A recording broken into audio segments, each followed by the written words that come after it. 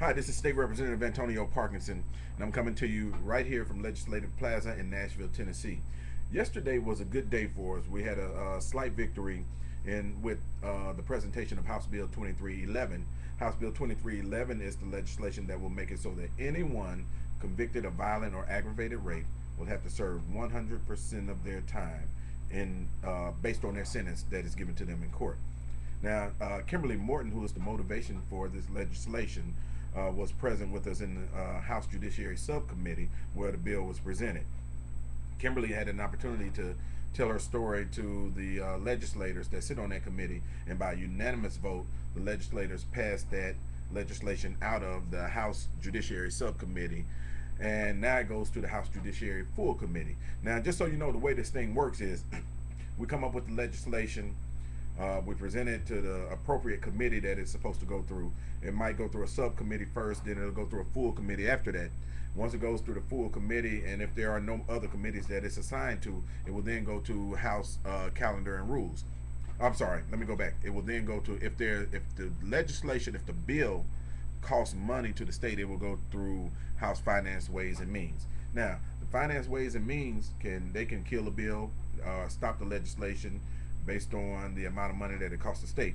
And there is a fiscal note, or what we call a cost to the state on this legislation, because according to the state, it costs more to incarcerate individuals that are convicted of crimes if they have to do 100% of their time versus them getting time off of good credit behavior.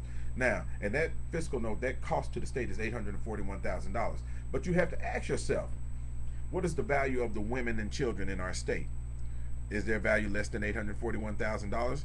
Is their value not worth $841,000 to protect them? That's what we have to ask ourselves. And that's what these legislators have to ask themselves also, because we must protect our women and children from people that will commit such a vicious and heinous crime.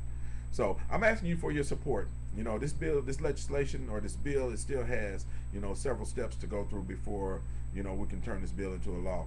So I need you to go on my website, www.tnrepparkinson.com, www.tnrepparkinson.com, and sign on the petition. We have a petition that's up there that says to support House Bill 2311 with this legislation, because we have to get these laws changed, and we have to make sure that legislators understand and know the will of the people is to protect the people.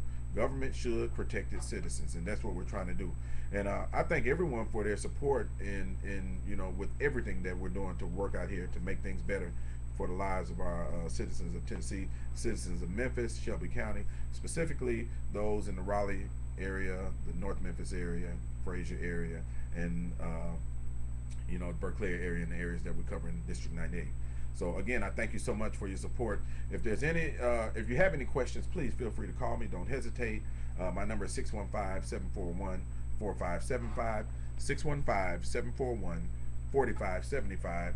And if you need to email me, you can email me at info, excuse me, info at tnrepparkinson.com. That's info at tnrepparkinson.com. And don't forget, follow us on Twitter, follow us on Facebook.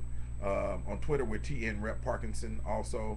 And on Facebook, you can Google me or search me, ANTONIO Parkinson, Antonio Parkinson.